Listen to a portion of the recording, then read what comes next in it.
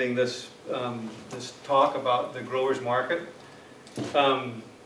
It's about learning about how it's worked and how it's been structured and celebrate its success.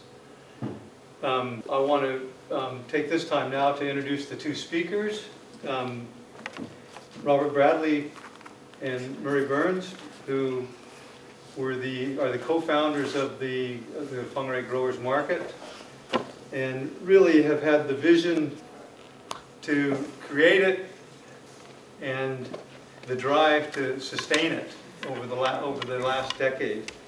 Thanks, Jeff. I'll start. I'm Murray. Thank you all for coming. I'm extremely surprised that anyone would come along to listen to us. I have 3 teenage children, they don't listen to me, so I fail to see why you guys have come along, but we'll do our best. Now, I'll give you a brief background as to why the market started, and then Robert will take it from there. My history is I used to be an auctioneer for Turners and Growers for 15 years. And Turners and Growers is a local fruit and produce company, used to be called Turners and Walders when I started. And it was part of the central marketing system, which revolved around growers would grow it, bring it to the auction, I as an auctioneer would auction it off, greengrocers, buyers, supermarkets, restaurants could come and buy at an auction. And the price was set on a daily basis. So I auctioned it for what I could get on the day. So if things were short, they were expensive. If they were plentiful, they were cheap. That's called the central marketing system. Auctions work when there's lots of growers and lots of buyers. Okay, and auction works the best with lots of buyers. As the supermarkets became more dominant, they started knocking the greengrocers out.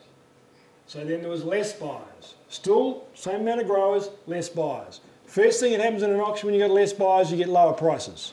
So the grower return started to go like this.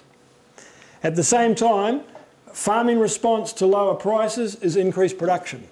And we were encouraged to do that. So now we had increased production, fewer buyers. So the prices continued to fall. Then the supermarket chains continue with their domination. They started to put pressure on the marketing companies, of which Turners and Growers was one. And so then we had to start doing special things for them, which meant that in an auction, generally the more you want to buy, the higher price you pay. What they wanted to do is the more they wanted to buy, the lower price they wanted to pay. So they wanted to get out of the auction and not be involved in that. But they still wanted the prices set on the auction price. So now we took another set of buyers out of the auction, the major buyers, and that lowered the price even further. So the grower income continued to decline. And also on the other side of the coin, they increased the commission to the small buyer. So you could no longer come to the auction unless you were spending $3,000 a week with them. And if your turnover was under $100,000 a year, your commission scale went up to that. I believe, and by then I left the industry, but I believe it went as high as 25% for some growers. So now we had a situation where the smaller grower and the smaller buyer, well, most of them had already gone, but the smaller grower was now being squeezed at both ends. Their production was increasing, their market share was decreasing, and their commission take was getting bigger. And when I say commission, we used to get charged container charge, pallet charge, commission charge, freight charges. They would all come off us. And at the same time, another factor that was happening is when I first started the industry in 1980, which shows you how old I am, about 60 to 65% of the income that we got as auctioneers, 65% of the retail price went to the grower.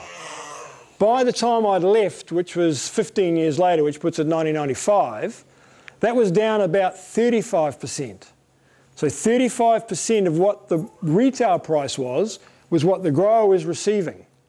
Now I believe now, and I don't know, I've been out of the industry since 1995, but I know the supermarkets in England, where there's possibly more competition, but they are looking to drive that down as low as 10%. So 10% of the retail value is what the grower will receive.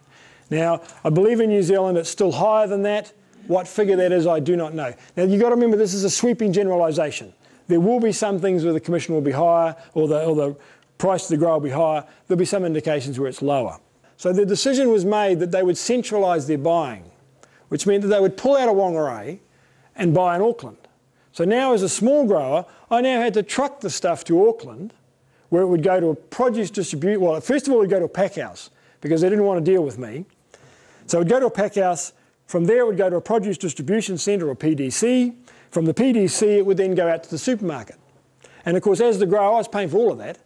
I'd pay for the freight down, the packing, the freight to the PDC, the work done at the PDC, the freight out of the PDC to the supermarket, and then when it got to the supermarket, they'd put their markup on it. So virtually it was impossible for me as a grower to make a living.